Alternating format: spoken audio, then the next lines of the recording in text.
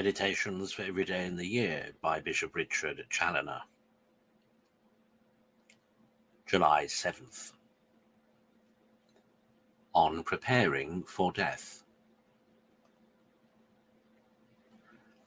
Consider first that the preparing for death is a business of the utmost importance. It is the great business of life.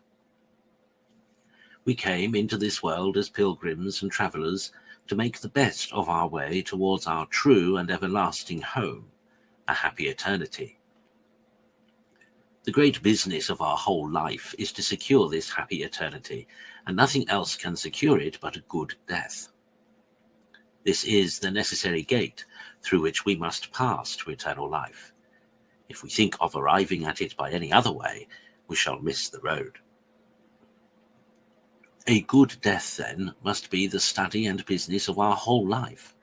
Our whole life ought to be a preparation for it.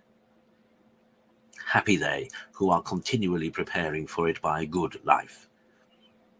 Unhappy they who defer their preparation for their deathbed, and thereby put the issue of an eternity upon the poor chance of a deathbed performance. Consider, secondly, the great but general error of men who promise themselves to do great things in point of devotion and contrition when they are sick and like to die, and upon the confidence of this are often careless in preparing for death during the time of their health. Alas, how strangely will they one day find themselves deceived, for if a small pain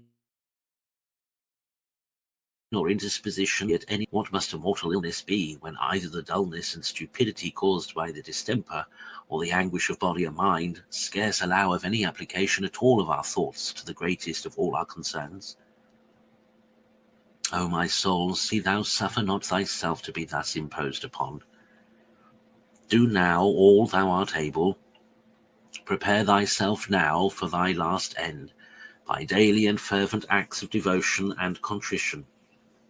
Every night strive to put thyself in the condition in which thou desirest to be found at thy death.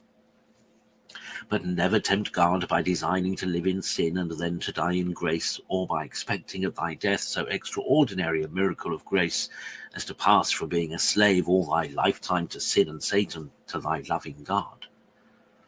No, God is not to be mocked in this manner.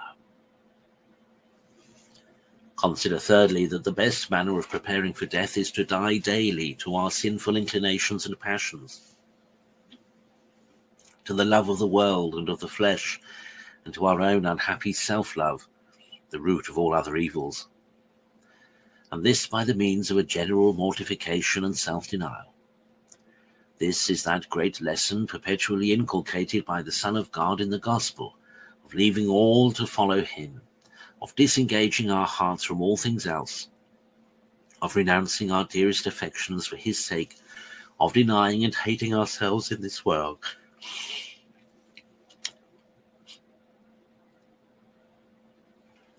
that so we may save our souls and possess our God forever in the world to come.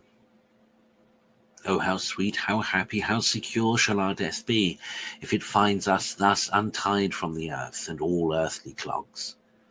Oh, how shall we then long for the wings of the dove, to fly away from this land of misery and sin, and to repose eternally in God.